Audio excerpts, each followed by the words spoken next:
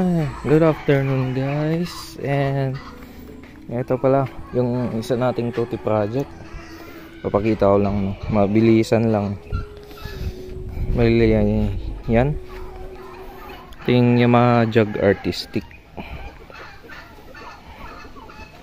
So ito, yan, yan, close up natin.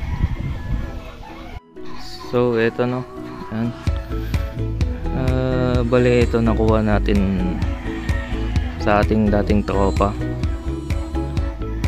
yung sa dating mekaniko na saka sa mga palad namatay na siya. Ayan. Ginawa natin to bilang alaala sa kanya.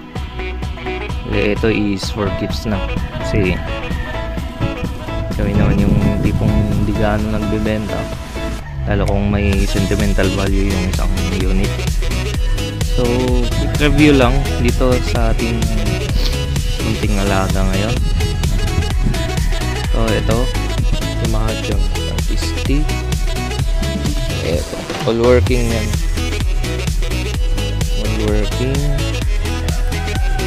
pati mga switches.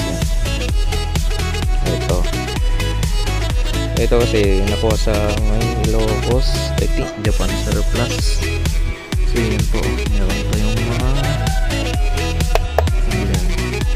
stickers, pakikipad.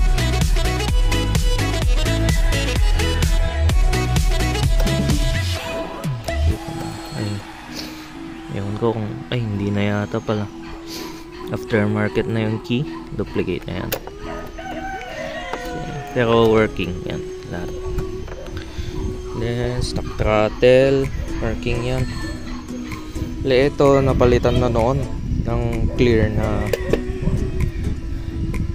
yung lens, kaso sa katagalan dyan nag yellowish na, papalitan na lang natin, no? At ito nakapag-install na tayo basket. So yung side mirror niya, hindi na to stock Ito yung stock ng ganito. Then sa likod yan, naglagay na rin natin ng carrier kung pang aesthetic lang. At ito, nakapagpalit na tayo ng power pipe. Yan, 10 cut yung brand, kaso luma na to, hiniram po lang sa pinsan ko. Then ito ayusin natin kasi is non-intact pa to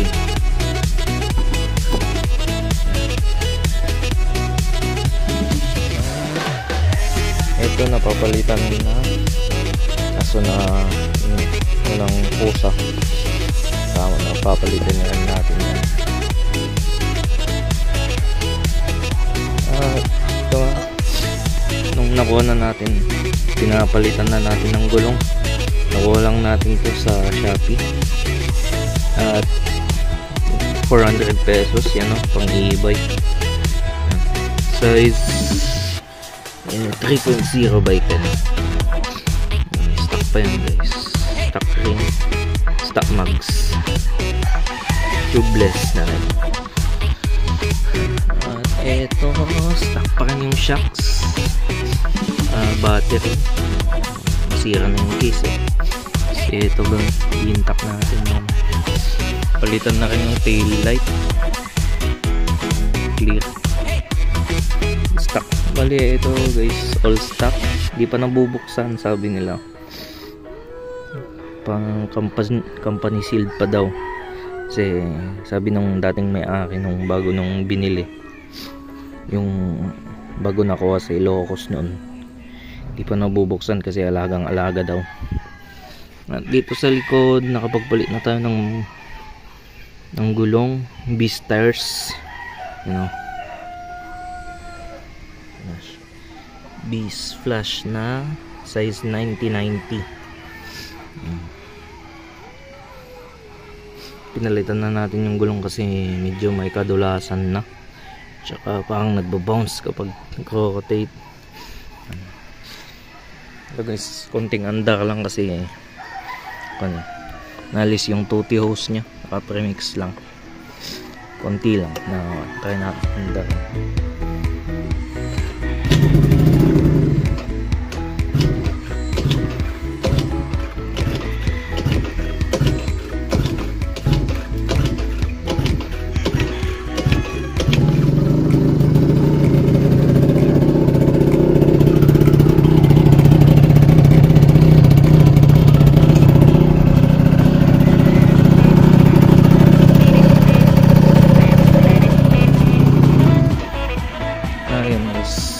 Bali ito, nakatak yung tutti hose nya nung last na nagamit ko, kaya kunting andar ko lang, dinig ko lang yung sound nya.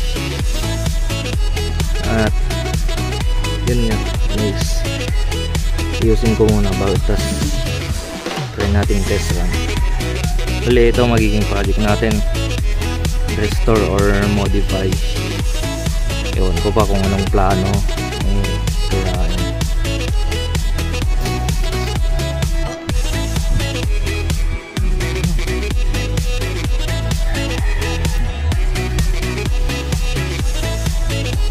So yun muna guys yung ating short review dito sa ating munting project. Dalawang project natin, tas yung pang paparating yung Mio, tsaka ito yung natambak nating wave. Yan, gagawin pa natin yan guys, stay tuned lang. Okay, so yan muna guys, wala munang intro, walang munang outro kasi di pa tayo nakagawa. Short vlog. Okay. And ride safe and peace out.